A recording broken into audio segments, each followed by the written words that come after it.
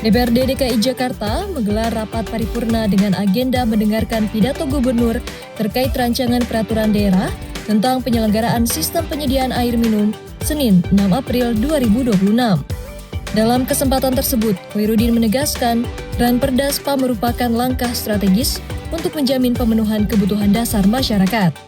Ia menilai kebutuhan sistem penyediaan air minum yang andal semakin mendesak. Hal itu seiring pertumbuhan penduduk dan kompleksitas persoalan perkotaan. Sementara itu, Wakil Gubernur DKI Jakarta, Rano Karno menjelaskan, penyelenggaraan SPA merupakan bagian dari kewenangan daerah. Pelaksanaannya wajib sebagai pelayanan dasar kepada masyarakat. Ia menyebut pembentukan Ranperda sebagai landasan hukum dalam penyediaan layanan air minum yang layak dan berkualitas. Peraturan Daerah Nomor 11 Tahun 1993 sudah tidak relevan dengan perkembangan hukum dan kebutuhan masyarakat saat ini. Ranperda SPA akan mengatur secara menyeluruh penyelenggaraan layanan air minum, mulai dari kewenangan hak dan kewajiban pelanggan hingga pengawasan dan saksi. Babamperda DPRD DKI Jakarta resmi merampungkan pembahasan tingkat pertama Rancangan Peraturan Daerah tentang Pembangunan Keluarga yang terdiri dari 13 bab dan 31 pasal. Ketua Babamperda DPRD DKI Jakarta, Abdul Aziz, Selasa 14 April 2026 mengatakan, draft itu selanjutnya akan dibahas dalam rapat pimpinan gabungan setelah melalui proses fasilitasi di Kementerian Dalam Negeri. Aziz mengungkapkan urgensi Ranperda itu terfokus pada keluarga rentan. Selama ini, keluarga rentan kurang mendapat perhatian secara optimal dari Pemprov DKI Jakarta. Ia mendorong Pemprov DKI segera menyiapkan peraturan turunan agar implementasi berjalan efektif.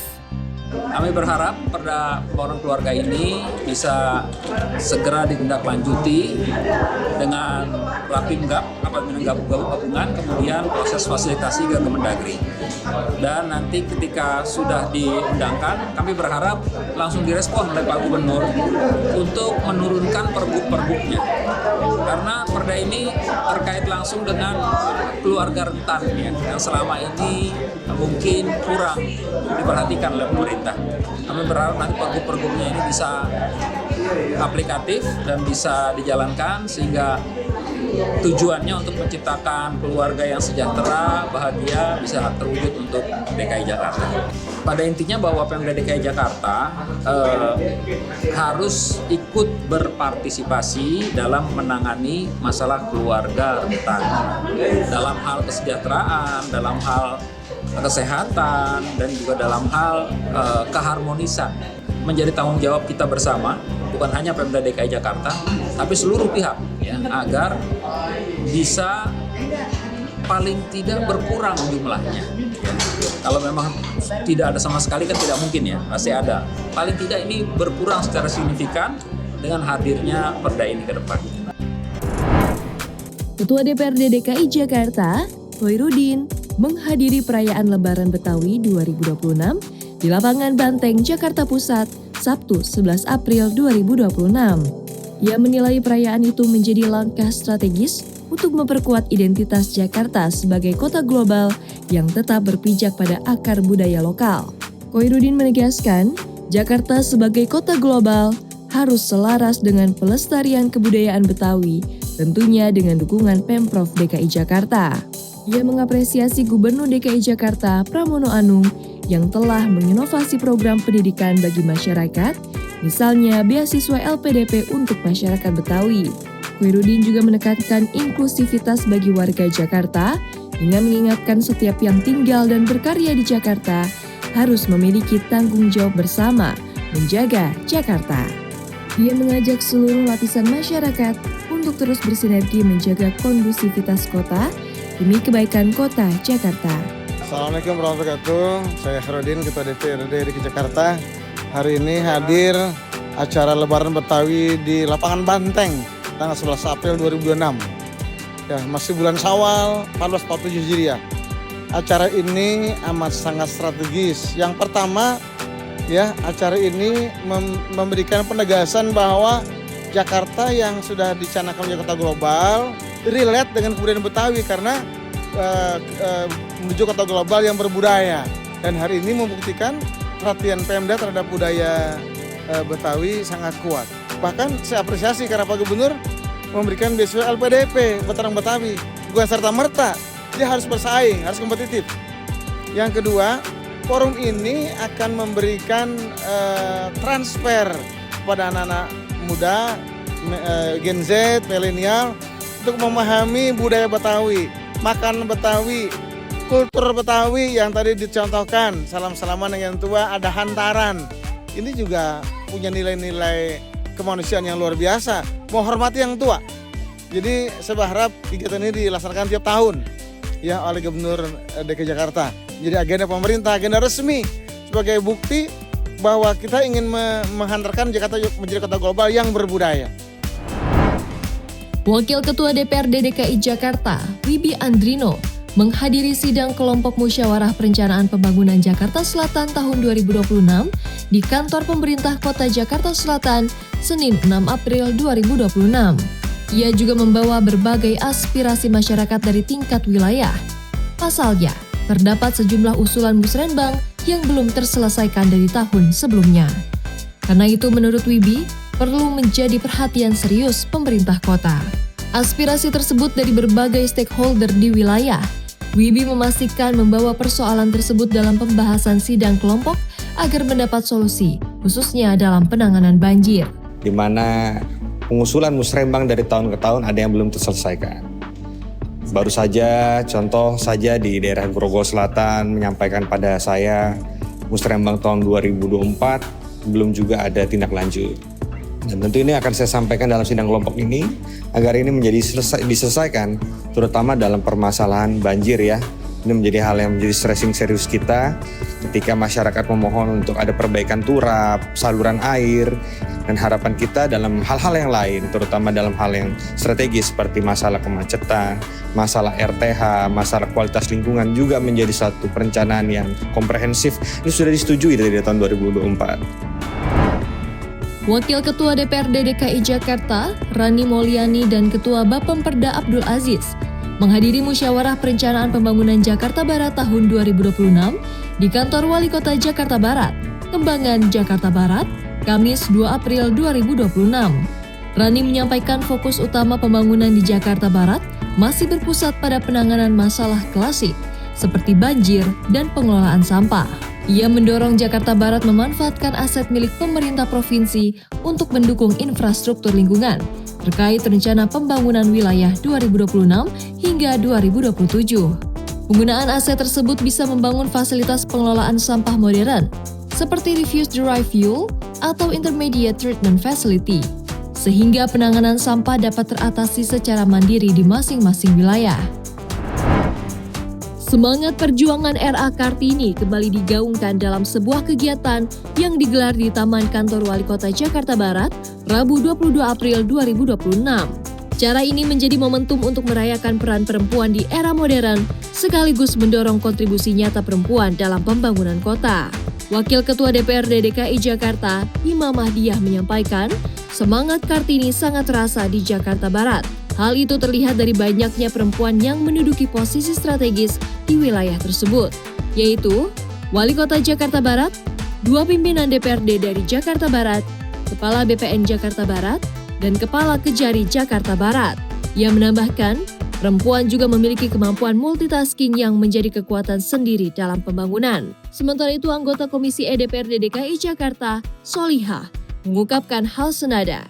Ia mengapresiasi penyelenggaraan kegiatan tersebut.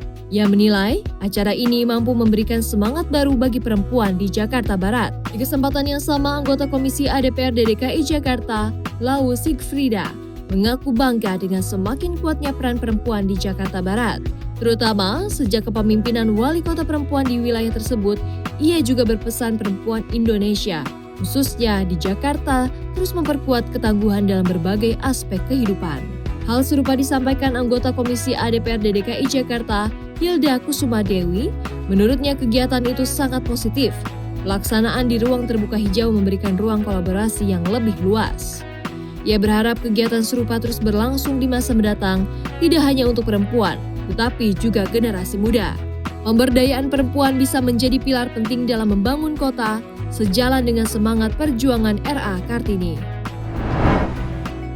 Komisi A DPRD DKI Jakarta menyoroti keselamatan kebakaran gedung hingga kesiapan penanganan kebakaran kendaraan listrik dalam rapat pembahasan laporan keterangan pertanggungjawaban Gubernur 2025, Kamis 23 April 2026. Anggota Komisi A, Ahmad Yani menilai, masih banyak gedung belum memenuhi standar keselamatan sehingga beresiko terjadi kebakaran. Karena itu, Yani meminta perketat pengawasan agar sistem evakuasi lebih siap dan mampu menekan korban jiwa. Penanganan kebakaran. Ini kan ada tentang peristiwa-peristiwa lalu, kebakaran, kemudian banyak korban. Kita berharap ke depan ya tidak lagi terjadi korban. Ini persoalannya banyak korban karena memang belum ada bagaimana cara melakukan penanggulangan mereka yang dievakuasi itu di gedung-gedung bertingkat. Sementara itu, anggota Komisi A Muhammad Ongen Sangaji menyoroti kesiapan penanganan kebakaran kendaraan listrik yang belum optimal, terutama terkait ketersediaan alat pemadam. Menurutnya, karakteristik baterai berpotensi membahayakan karena mengandung zat beracun. Belum ada apar yang bisa menangani pemadaman baterai mobil listrik ketika terjadi kebakaran. Dampak dari itu, maka kemudian ini bisa mengakibatkan korban. Karena ada zat dari baterai itu, zat beracun yang dapat mengakibatkan meninggal. Oleh karena itu kita mendorong terutama dalam hari ini Damkar untuk segera mencari langkah-langkah antisipasi. Komisi B DPRD DKI Jakarta meninjau langsung kondisi operasional dan fasilitas penunjang Pelabuhan Perikanan Muara Angke dan Pelabuhan Kali Adem, Pluit, Penjaringan, Jakarta Utara, Selasa 14 April 2026. Pimpinan dan anggota Komisi B melihat langsung proses bongkar muat kapal, kondisi dermaga, tempat pelelangan ikan, hingga fasilitas penyimpanan seperti cold storage dan berdialog langsung dengan pelaku usaha serta pengelola pelabuhan. Ketua Komisi B Nova Harifan Palo mengatakan, kunjungan tersebut untuk memetakan persoalan sekaligus mencari solusi jangka panjang terhadap aktivitas pelabuhan. Selain persoalan operasional, Komisi B juga menyoroti pentingnya pengembangan pelabuhan dalam jangka panjang. Rencana perluasan kawasan menurutnya menjadi salah satu solusi strategis untuk mengatasi kepadatan aktivitas di pelabuhan. Selain itu, Komisi B juga mengapresiasi pengelolaan fasilitas cold storage yang sudah berjalan cukup baik, namun masih terdapat sejumlah catatan khususnya terkait infrastruktur pendukung. Seluruh temuan dan masukan tersebut akan menjadi bahan pembahasan dalam rapat kerja Komisi B bersama mitra kerja terkait. Komisi C DPRD DKI Jakarta mengusulkan pemenuhan kamar inap standar di rumah sakit umum daerah dibiayai melalui anggaran pendapatan dan belanja daerah. Usulan tersebut mengemuka dalam rapat kerja Komisi C bersama sejumlah RSUD di DKI Jakarta, Kamis 23 April 2026. Ia menilai penerapan KRIS berpotensi mempengaruhi kapasitas layanan karena pembatasan maksimal 4 tempat tidur dalam satu kamar. Kondisi demikian berpotensi menambah beban pembiayaan rumah sakit daerah. Maka dari itu, perlu ada kajian agar penyediaan ruang rawat inap baru memenuhi standar KRIS yang dibebankan ke APBD.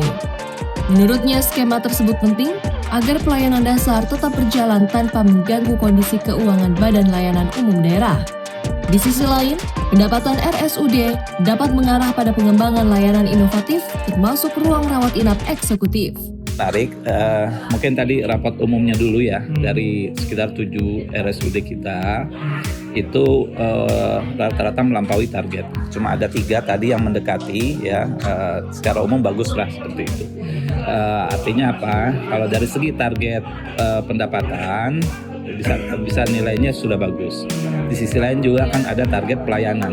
Nah, ini juga kita ingatkan ya, karena bagaimanapun prioritas utamanya sebenarnya mereka pelayanan seperti itu.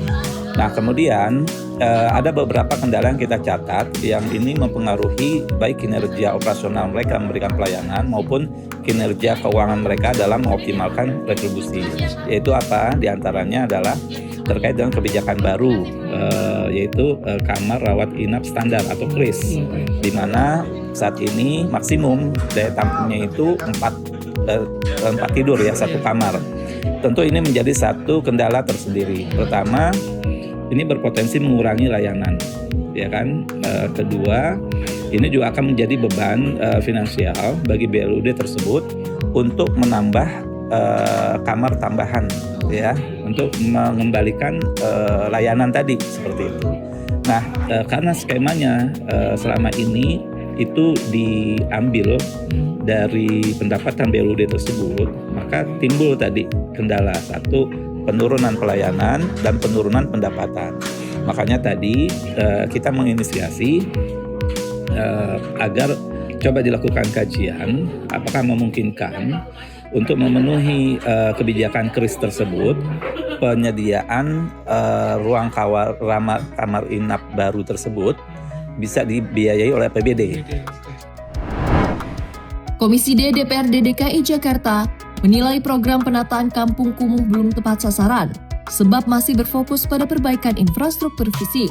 Demikian disampaikan Ketua Komisi D, Yuke Yurike, usai mengevaluasi laporan pertanggungjawaban Gubernur DKI Jakarta tahun anggaran 2025 bersama Dinas Perumahan Rakyat dan Kawasan Permukiman Rabu 22 April 2026.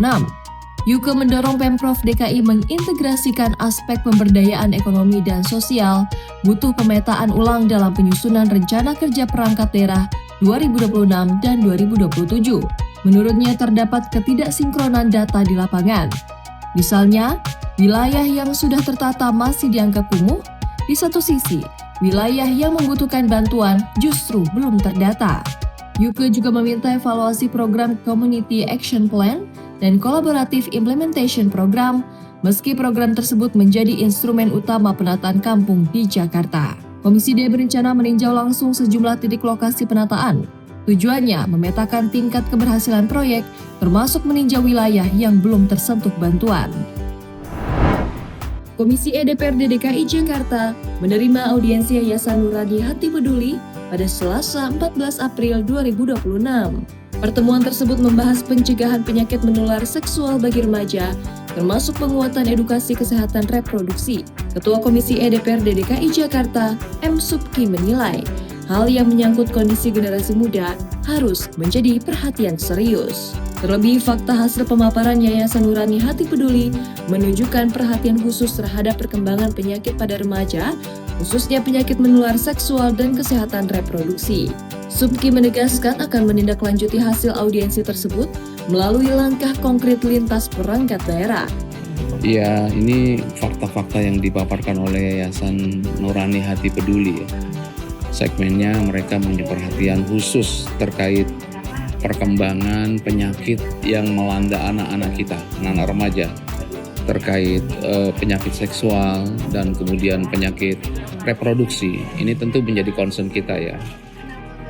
Karena kita bicara masa depan kita itu terletak kepada agama, pada remaja-remaja kita. Kalau remaja-remaja kita mengalami kerusakan seperti ini, khawatir kita luar biasa. Maka oleh karena itu, alhamdulillah dari koordinasi yang sudah kita bicarakan pagi hari ini, kita mendorong untuk stakeholder terkait, ada dinas pendidikan, memberikan edukasi kepada seluruh siswa terkait pentingnya isu ini, agar anak-anak kita paham kemana dan bahayanya seperti apa. Kemudian juga stakeholder informasi terkait gadget, handphone, dan siaran-siaran yang sifatnya langsung, tanpa kendali, tanpa kontrol, ini bahaya luar biasa. Anak-anak kita bisa mengakses internet 24 jam dalam satu hari, tanpa pengawasan, ini sangat berbahaya luar biasa. Maka kalau di Australia sudah ada semacam pengendaliannya, dan alhamdulillah dinas pendidikan kita juga sudah mengeluarkan edaran tentang pengendalian itu ya. Jadi ini juga perlu mendapatkan peningkatan yang lebih baik lagi. Panitia Khusus Pengelolaan Sampah DPRD DKI Jakarta menegaskan komitmennya mendukung percepatan pembenahan TPST Bantar Gebang melalui fungsi anggaran. Hal tersebut terungkap dalam peninjauan Pansus bersama Komisi D di TPST Bantar Gebang Selasa 21 April 2026.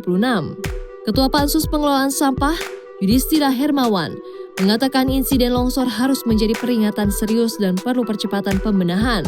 Yudhistira menambahkan DPRD akan mencermati kebutuhan lapangan dalam pembahasan anggaran pendapatan belanja daerah perubahan 2026 dan rancangan APBD 2027. Yudhistira menegaskan dukungan anggaran menjadi kunci agar pembenahan berjalan optimal. Sementara itu, Kepala Dinas Lingkungan Hidup Dudi Gardesi mengatakan, sebagian besar temuan telah ditindaklanjuti. Ia berharap sinergi antara DPRD dan Pemprov DKI Jakarta dapat mempercepat penyelesaian sisa temuan tersebut. Panitia Khusus Tata Kelola Perparkiran DPRD DKI Jakarta menemukan praktik parkir tanpa izin di kawasan Blok M Square dan dalam waktu dekat lokasi tersebut akan disegel. Ketua Pansus Jupiter di Gedung DPRD DKI Jakarta Selasa 28 April 2026 mengungkapkan terdapat temuan operator parkir yang tidak mengantungi izin sejak 2023. Jupiter menegaskan, seluruh operator parkir di Jakarta wajib memiliki izin resmi. Selain itu, Pansus juga menemukan tunggakan atau ngemplang pajak bumi dan bangunan selama 5 tahun di kawasan tersebut. Padahal pendapatan operator parkir mencapai lebih dari 100 juta rupiah per harinya. Jupiter menilai kasus itu mencerminkan tata kelola parkir di Jakarta masih lemah. Ya, pertama kami melihat bahwa ternyata di Blok M Square itu operator parkir tidak berizin sejak tahun 2023. Tahun 2023 dan sekarang sudah tahun 2026. Dan sebagaimana yang disampaikan oleh Bapak Gubernur, seluruh operator parkir di Jakarta harus berizin. Dan Bapak Gubernur meminta secara tegas kepada SKPD terkait, jika ada operator parkir yang tidak memiliki izin, maka wajib untuk ditindak sesuai dengan aturan ketentuan undang-undang yang berlaku.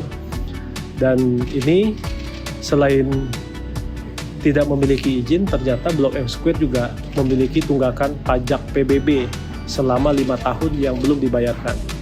Dan kami cukup kaget juga karena selama ini pendapatan dari Blok M Square cukup besar, apalagi dari parkir setiap hari itu lebih dari 100 juta, artinya pendapatan setiap bulan itu lebih dari 3 miliar.